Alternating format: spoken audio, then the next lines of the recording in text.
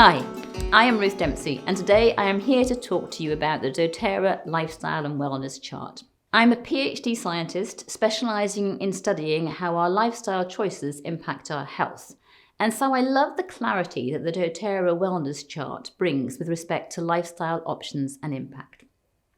The chart has 6 elements, from the ground up described as nutrition and digestion, movement and metabolism, rest and managing stress, reducing toxicity, informed self-care, and proactive medical care.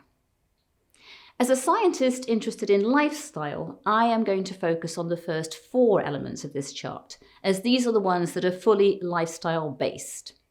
The latter 2 can be considered more about healthcare, but I think, as you will see, the more focused we are on managing these first 4 layers, the less we will need to think about the healthcare elements.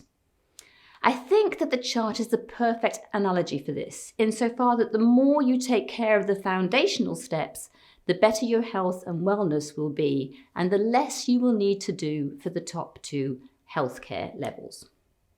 So let's start with the foundation, nutrition and digestion. Good nutrition is probably the most important thing that anyone can do to protect your health, but it is often neglected because many look for convenience foods, eat too little or too much, or with inadequate balance of nutrients. Fundamentally, nutritional health is maintained when nutrient intake meets the body's requirements, for example, for energy, exercise, growth, organ and tissue function. It's important to note that everyone will have different nutritional needs depending on many factors, including age, physical activity, the need to manage external stresses, and many other elements. A balanced mixture of lots of different sources of nutrition is at the base of this, including using fresh ingredients whenever possible. But it is also often not sufficient, sadly, because modern agricultural practices, the depletion of soil quality, long-term storage and transportation of our food leads to much depleted nutrient quality for many foods. This is why supplementation with products like doTERRA's lifelong vitality supplements can be so important, along with a good healthy diet, in supporting a balanced nutrient intake across the board.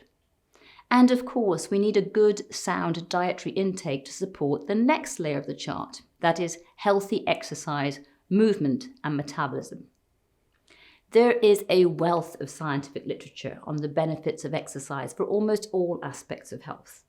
For several decades, this has led to rather prescriptive advice, particularly aimed at the modern Western office-bound lifestyle, to get people moving more.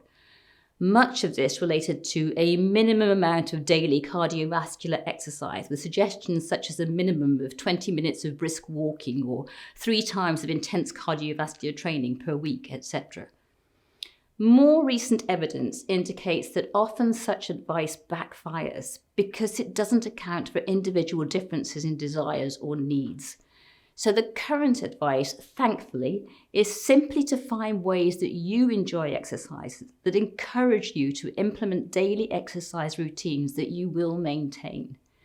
And of course, there are a range of doTERRA products that can support you for your exercise, be it through the Deep Blue range to support and soothe you through those aches and pains of new exercise routines, or perhaps the oils to support a daily yoga routine, or simply to make your chosen exercise space smell attractive and tempting. And of course, supporting how our body metabolizes the nutrients we need to support our exercise routines is at the essence of the doTERRA MetaPower range. Moving up the chart leads us to managing stress and getting sound and sufficient sleep. And this is perhaps one of the most complicated to manage. Of course, if we have good nutrition and if we are exercising optimally, these will help a lot to manage stress and help good sleep.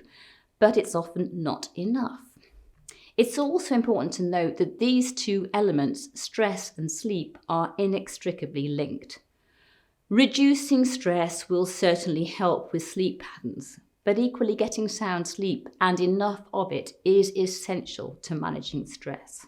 Most of the research these days is pointing towards how mindfulness practices, such as meditation and breathwork, can help for both of these aspects. And I love much of the research that has been done on the Japanese practice of Shinrin-yoku, or forest bathing, to counter many of the physiological and psychological impacts of stress. It's also interesting to see research showing how healthy relationships and supportive communities can help to reduce stress and lead to healthier and even longer lives. There are, of course, a host of essential oils such as lavender and many of the tree oils which have been seen to be at the roots of the benefits of forest bathing and that have been shown to be helpful both for sleep and stress. Which leads me to the last of the lifestyle elements of the chart, reducing toxicity. All of us are exposed to numerous sources of toxins all the time.